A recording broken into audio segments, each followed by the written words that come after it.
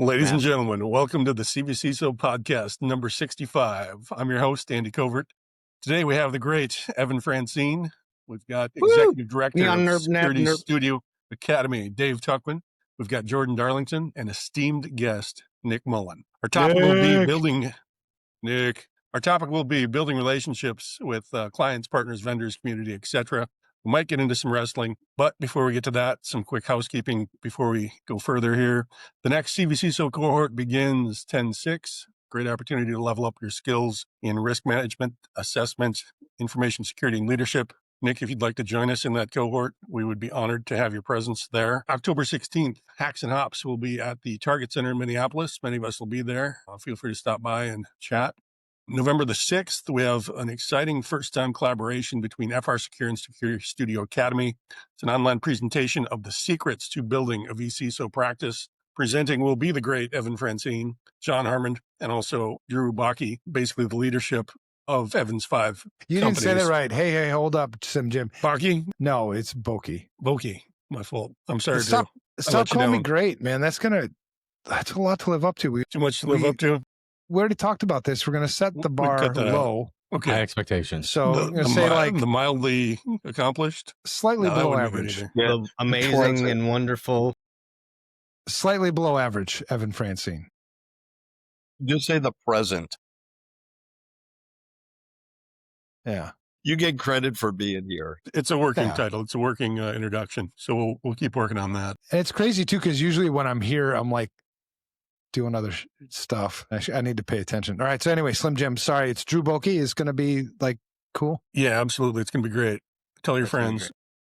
And the very last one I need to get in is Hacks and Hops in Montana. We'll be at Big Sky Brewing November 21st. That's it for coming events. Take it away, gentlemen. You know what I realized is that when you publish our podcasts, the names that we have in don't show up. So no one in the audience knows. No one would have the firewood. Yeah, I was watching our podcast last night because I'm trying to run up the views, and we appreciate that. Yeah, I love how you just dropped that little nugget in there. Yeah. Makes us feel better about Jordan ourselves. uses 3 browsers to get the count up. Yeah. Hey, honey, can I see your computer real quick? Yeah. And then your phone. Yeah. His kids' phones. Like, look, guys, we have 5 people in this family, and we have 5 views of the podcast already. We're moving up in the world. Yeah.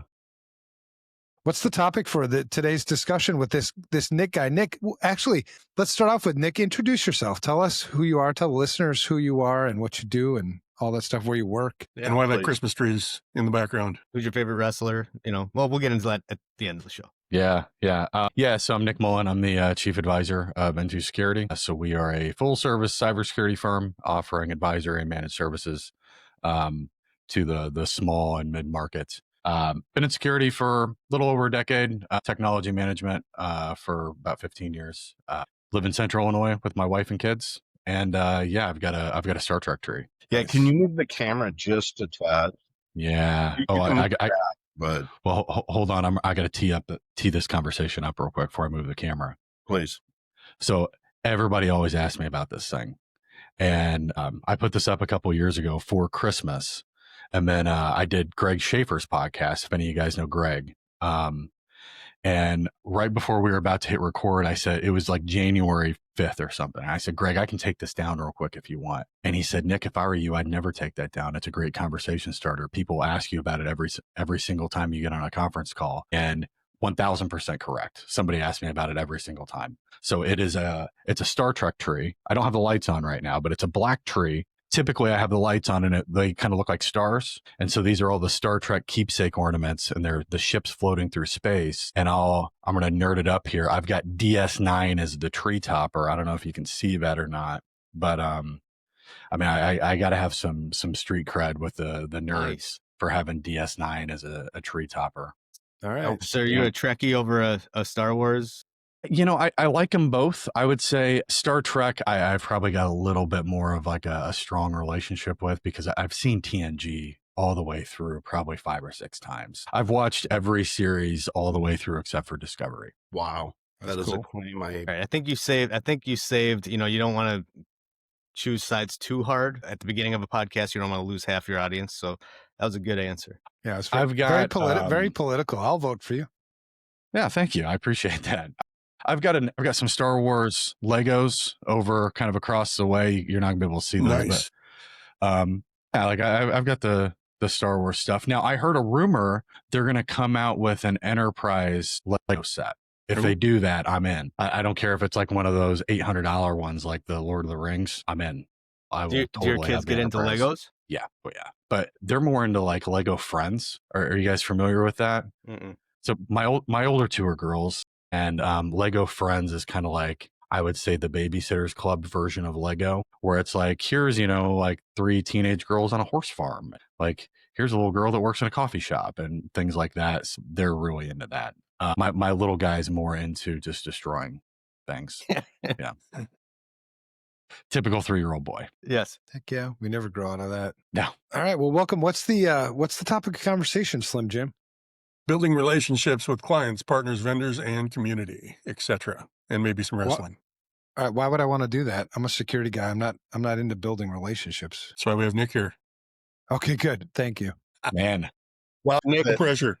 we No all hide pressure. behind Nick, and he can go build some relationships. Yeah. Yeah. Why we want to I'm do an that? introvert. I'm an introvert and an only child. I don't want any damn relationships. Sounds hard. It is hard.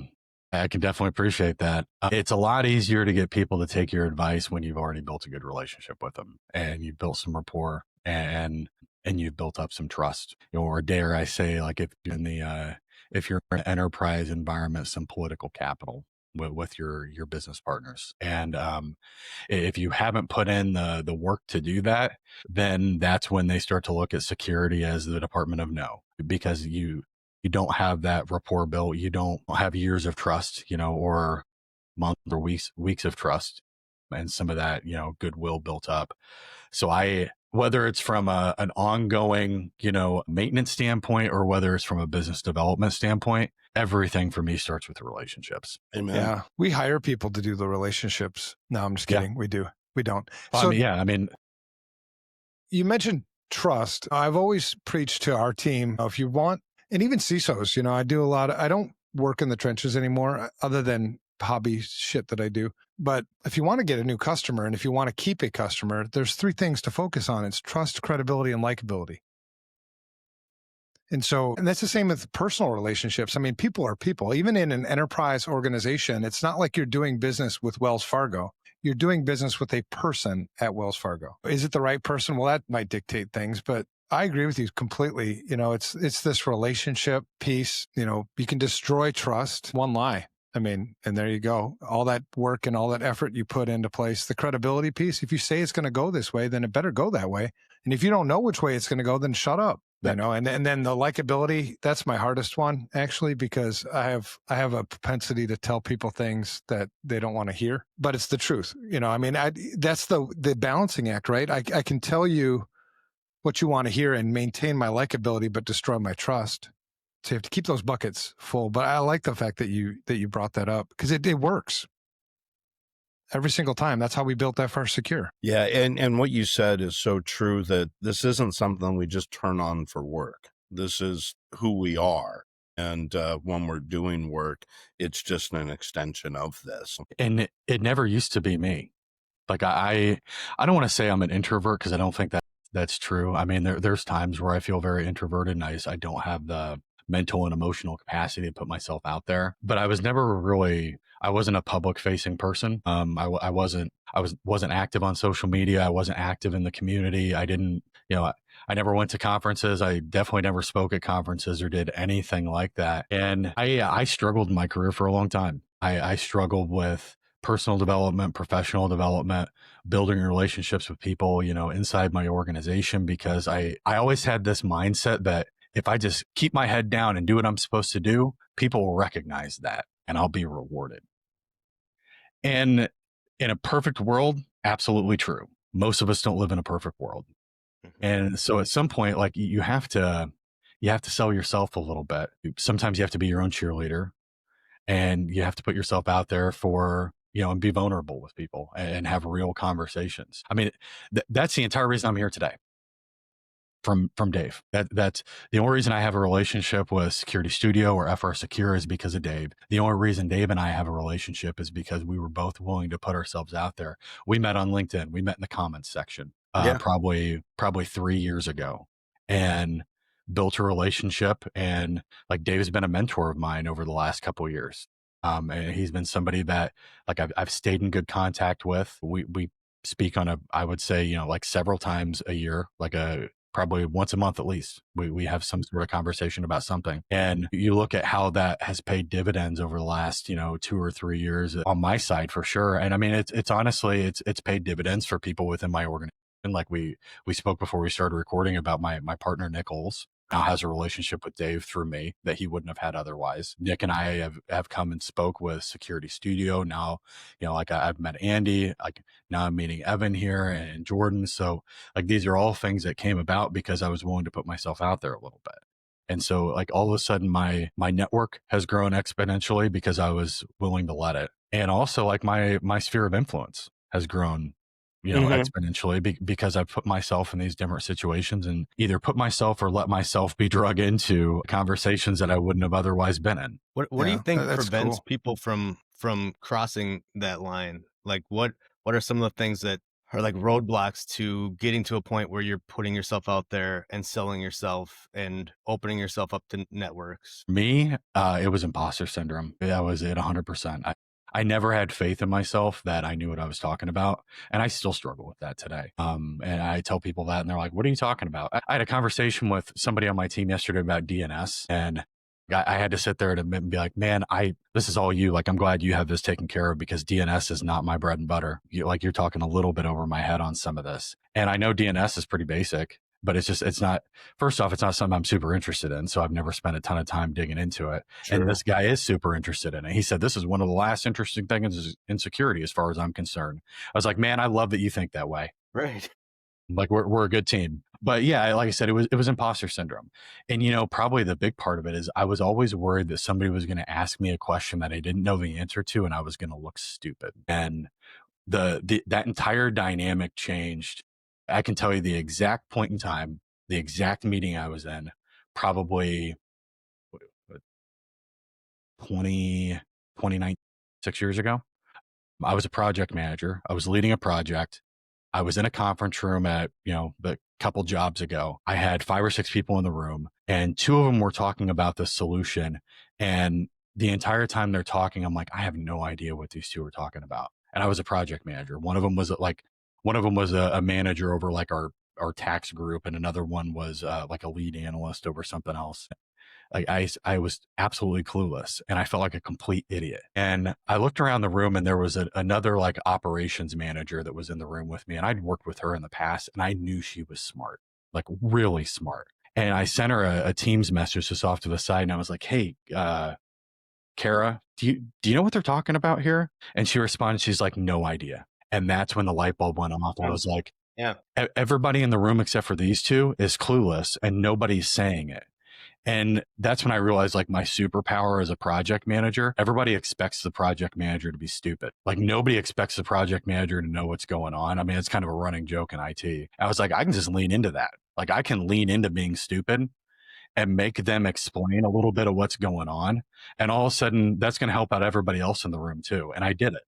Mm-hmm. And all of a sudden they stopped, they backed up about, 200 yards and explained kind of what they were line of thinking and kind of what the solution really was in ways that everybody else could explain it.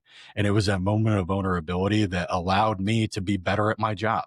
And like I said, it was that specific instance and that specific decision that it's when I decided that I was going to be vulnerable instead of just trying to act like I knew everything about everything. And it's totally changed my career. Well, and how often do you think, one of the things in our industry, after being in it for so long, is it's intimidating in this industry. We spend a lot of time posturing, bragging about this, bragging about that. At the end of the day, most of the shit we brag about is bullshit, and it doesn't help, right? If you want to establish a relationship with somebody and learn how to do social engineering, because you have to meet people where they're at, right? If I'm communicating with somebody and I'm using a whole bunch of acronyms and a whole bunch of words that I know about, but the person I'm communicating with doesn't know about, who's really the stupid one in the room? It's me, because the whole point of communicating with somebody is to say something that they understand what I'm saying. So it sucks because I've heard that so many times from CEOs and boards of directors and other security people where they struggle with like, well, and they even say it, well, I don't want to sound stupid. You're not stupid. That's the thing. And my apologies for not using a language. I mean, it's like a different language, right? I live here in Mexico and we speak, they speak Spanish here. It's not like people that speak Spanish are stupid and the people that speak English are not. You're just speaking different languages and you need to translate. It's not like one language is better than the other language. So if my intent in communicating with you is to get a point across, because you see this also happen in presentations all the time with, boards of directors and CEOs, right? You see a CISO, and it's usually their first few times they've given presentations to the board, or they're just, really covered with ego, where they'll give a presentation and you'll cite a whole bunch of statistics that sound really impressive. You'll cite how many vulnerabilities you've stopped, how many attacks you've stopped at the firewall or whatever, which in the grand scheme of things really are bullshit statistics that you should never bring up to the board anyway, because they're irrelevant to what they need to know about. But you sound super impressive. So you're in there communicating about and you sound really good and you probably feel good about yourself because you just nailed it. But your audience, they're like, what did he just say? I didn't get any of that. Now, do you think you're going to get invited back to that party again? No. Right? If you want to get back to the party, trust, credibility, and likability. And the thing with people and dealing with like imposter syndrome, with the intimidation, there's such a temptation to try to be somebody that you're not, right? And that's when imposter syndrome starts to creep in. And then that exacerbates a really vicious cycle, because if I'm trying to be somebody that I'm not, how long am I going to be able to hold that up and keep that trust bucket filled? I'm going to kill my trust, because it's only going to be a matter of time. We're going to figure out that I don't know what the fuck I'm saying. Mm-hmm. And the irony in that is we're thinking we should be somebody else, but we're there because of who we are. Yes. Right. Never ever Nobody's compromise asking you to be somebody else. Right. No, never ever compromise who you are. And if somebody is using words, that's when I think you have to be bold and turn it back on them. Like if you're communicating with me and I'm supposed to be understanding what you're saying, I'll give you an example. There was this guy that it just popped into my head because it's the whole motivation for like Project Broken Mirror. He was saying how he's consulted the last 4 presidential administrations on how to secure critical infrastructure. And because it was a whole bunch of security guys that have been in this industry for 20, 30 years, and we're all posturing. And I said, well, that's awesome, man. Has the security of critical infrastructure gotten any better since you started consulting presidents? And once he understood the offense, because what you intended me to hear was like how great you are, how awesome, you're this guy that, and what I actually heard was how shitty of a consultant you are. Because you had the best opportunity where you could have resonated with people and made a big difference with critical infrastructure, and you screwed it. And you screwed it because of your ego, maybe. I don't know why you screwed it, but what you wanted me to hear was like how great you are, and what I actually heard is how great you're not. Yeah. But I wonder, in that same communication with people that are non-technical, with small businesses, with boards of directors, how often we feel we kind of come off that same way, So I hate the intimidation. Be yourself. Some people aren't made to give presentations to board of directors. Some people aren't made to be outgoing and extroverts. But when you're honest with yourself and you recognize that I am an introvert, that I'm not strong on relationships, that doesn't mean that kills your career. That means go find somebody else that can do it for you. Strength Finders was a great book that I read where it was capitalize on your strengths and minimize your weaknesses. So in some cases, you're just not a good relationship person. There's nothing wrong with that. We still need you in this industry, and there's still lots of opportunity for you. When you try to I'm just not built to be a CISO, for instance, but I'm going to be a CISO regardless. You're not doing anybody any favors. A CISO job isn't for everybody. There are certain skills that you need to be a CISO that you ask new people when they come into this industry, what do you want to be when, as you progress? Well, I want to be a CISO. Why? Why would you ever want to be a CISO? Do you have any idea what it's like? It hurts. It sucks. That's why, your average time in a CISO role in Fortune 500 is 18 months. I worked for a CISO. So Evan, I worked for a CISO a couple of years ago when he was retiring. He had a period of time between when he had basically somebody else came in and assumed the CISO role, and he was still employed at the organization. And I met with him, I don't know, probably 2 months before he was scheduled to retire. I just asked him, like, so you feel ready to retire? Like, are you excited about this? And he said, Nick, no, I'm not ready to retire, and I'm not excited about this. And it kind of caught me off guard. And I was just like, it's a little late for that. Like, and he goes, no, he goes, I'm ready to not be the CISO of a Fortune 500 financial services company anymore. And I'm ready to sleep well on Christmas Eve and on Thanksgiving, not feel like I'm just waiting for the phone to ring and the other shoe to drop. Like, I'm ready to be able to travel and enjoy my family and holidays and things like that. That's what I'm ready for. I'm not ready to retire. And that was such an eye-opening conversation for me, where like all of a sudden I realized the stress that he had been under. And he had been the CISO or the CISO equivalent before they had that role at this company for 20 years. So he had been living this for 2 decades, way past the expiration date for most CISOs. Sure. I cannot imagine the pressure he had been under for that long of a period of time. And I can imagine he was ready. Yeah. Well, and it's the same thing with me. I was talking to a friend yesterday, and it's a CISO that I mentor. And it's not even mentor, because a lot of times people think like a mentor is like a master slave kind of relationship, right? It's not that. It's friendship, right?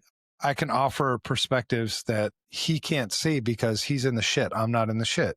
I think a good thing as a consultant is I can steal a bunch of good ideas from all these other places and make them my own, and then I look really smart. We were talking about how just navigating this kind of burnout feeling, because I think CISOs a lot of times feel sort of trapped in, we just have this, you see the same thing in police officers too, where they have lots of relationships, but it's all with people in their own tribe. It's all people in their own herd. And you have to kind of like purposely get out of your herd to understand what's going on in other places. The worst decisions you'll make as a CISO are ones where you lack context, and the ones that are made out of emotion. So if you want context, you have to get out of your seat and you have to understand how other people view the world. This security program. I don't know what it's like to be an accountant who has to deal with multi-factor authentication 8 times before they can get to, the accounting platform to cut checks. You have to get out there and ask those things. So you have the relationships. They're super important. I don't like relationships. So that's another thing. I might be good at them. Maybe. I have no idea. I seem to have them, but I don't like them. I don't necessarily like people. I love people, but I don't like people. That's weird, right? I mean, I love people, meaning like love's a choice. I can choose to love people. I don't even have to know them. I can choose to love them. For me, liking you is a feeling, and I can't really help that. It's like, I don't know where I'm going with all this. It's just relationship-y shit. Where you're going is, on a scale of 1 to 10, how likable is Jumpin Slick Nick? 10. Right answer. I hope. I don't know if I've heard 10 before. And I don't know if you recognize that there was zero hesitation in that answer, and it wasn't political. I gave you like the binary answer to your binary question. Yeah. Well, hey, Nick, let me ask you this. When you're kind of meeting somebody or you're trying to establish that relationship up front, have you developed any kind of lessons learned that you apply to kind of help kick it off in the right direction? Yeah, so I've got this app that I fall into because I'm a talker, where I noticed this. I had like one of those like AI transcription things running on a call a while back, and I went after, it was basically a business development call. Afterwards, I went and analyzes how much you talked versus other people on the call, and I was like, oh, I talked 68% of this call. That's a problem. I just met this person for the first time. And so one of the things that I've really tried to focus on is, it's okay to be a talker, but when I'm talking, I should be asking them questions, and preferably questions about themselves. And I also need to be genuine. Like, I shouldn't just ask them questions that I don't give a crap about. Like, I have to ask questions that I do actually care about, that do mean something, because you can tell when somebody's just asking you a question just to kill time, and when somebody genuinely wants to get to know you better. And so that's the thing that I really try to do to build relationships now, is find out a little bit about that person. Not everyone is willing to share. Not everybody you meet is like, you're not going to be able to build a connection with everyone. And I've struggled with that, where I've gotten off calls and I'm like, man, that went terrible. And immediately, like, I the way that I operate is I blame myself. I'm like, man, what could I have done differently? What did I do wrong? That's probably describing the way I'll feel after a call like that. And then I'll go through and I'll really kind of analyze and be like, maybe I just didn't click with this person. And that's okay. I'm not going to click with everybody. So like being willing to not necessarily have a 100% success rate when it comes to networking or building relationships. I think that's imperative, but yeah, try to learn about them and be genuinely interested. If you're not, they're going to figure it out really quick. Yeah. Your answer, dude, is the exact same as mine. Andy sees it all the time. I'll kick things, asking questions, because I need to know where they're at, what they're thinking, where they're coming from. So that's how I know where to go to try and meet them where they're at. You know, good point. Have you ever found that the harder you try to make relationships, the harder it is to make relationships? Yeah. I went to a conference a couple years ago, and I had a specific goal of like how many people I was going to connect with, and basically like be able to walk away and kind of have in my virtual Rolodex, and like I had this goal where I'm like, I'm going to meet 20 people at this conference over the next 3 days that I'm going to be able to really connect with. And that was the dumbest thing I could have ever done, because I totally felt like I was forcing it, and I knew I was forcing it in the moment. I mean, I'm not going to say it was a disaster, because I still met some people and built some bonds, but it didn't go nearly as well as I had anticipated. And if I just go and just be myself and be willing to talk to people, it's amazing that these things just happen. They happen naturally. You don't have to put in a lot of dedicated, intentional work at it, because it feels natural to you. It feels natural to the other person, and things just naturally evolve. It's when you try to make something out of nothing that you typically run into problems. Yeah, I agree with that, because I grew up an only child in a military family. So we moved from base to base. And so as soon as you started making friends, it was like, oh, we're going to another base. And then, so I was always kind of the outsider growing up, and I was lonely. And so I was actually trying to make friends all the time. And it was terrible. And then it wasn't until I was like in junior high school where I said, screw it, I'm done. I'm not going to try to make friends anymore. I'm just going to be myself. And if there's friends, there's friends. If there's not, there's not. I'm going to get comfortable in my own skin and just be myself. That's when the friends came. I mean, and like they didn't stop coming. And I was like, shit, I got to be more of a jerk maybe. But I have it actually does too. I mean, as long as you're transparent, people can pick up on transparency. Mm-hmm. They can pick up on fake. It's like you're sending these signals that I don't think people realize. My work wife, Kevin, gives me crap. He's like, why do people like you? And I'm like, because I don't care if they like me. Mm-hmm. I'm going to sleep well. I mean, I have these circles. The people that really matter that they like me is my faith, Jesus. It's my wife, my family, close friends, everybody else, whatever. If you like me, great. What advice do you have for someone that maybe their family doesn't like them and their friends don't like them? Who are you asking? I'm asking for a friend. Therapy usually works, I think. I mean, it's at least a good first step. Admit you have a problem. Well, and look in the mirror.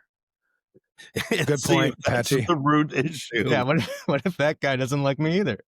Yeah. Well, that's a great point, Patchy, because when you talk to CISOs all the time and having a different perspective, they'll complain about, I can't get budget. I can't get time with the board. I can't get time with the CEO and all these things. And they'll complain. And this is one of the dangers of being in your own tribe is you'll just justify, yeah, stupid this, stupid. I mean, it's like they're the problem. Mm-hmm. When really the problem is in the mirror. The reason why they're not inviting you to come talk to the board is because you're an asshole. Or the reason why they're not is they don't view you as being credible. Mm-hmm. You're not trustworthy. If you can if the board saw you as trustworthy, a credible expert on these things, and you're a really good person, they'll invite you to the party. So I love the fact that you brought up look in the mirror, because that's a really good management technique for anybody who wants to lead any team. Before you go pointing fingers, before you go attacking somebody else, before you start blaming them for your lack of relationships, look in the mirror.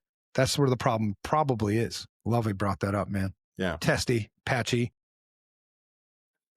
One other thing that I would say that I've really tried to be intentional about over the last few years, and it's paid a lot of dividends in relationship building, is just being kind. I will go out of my way to be kind to people. I can't remember if it's a Boy Scout motto or slogan. It's one of the two, but it's do a good turn daily. I should probably know that.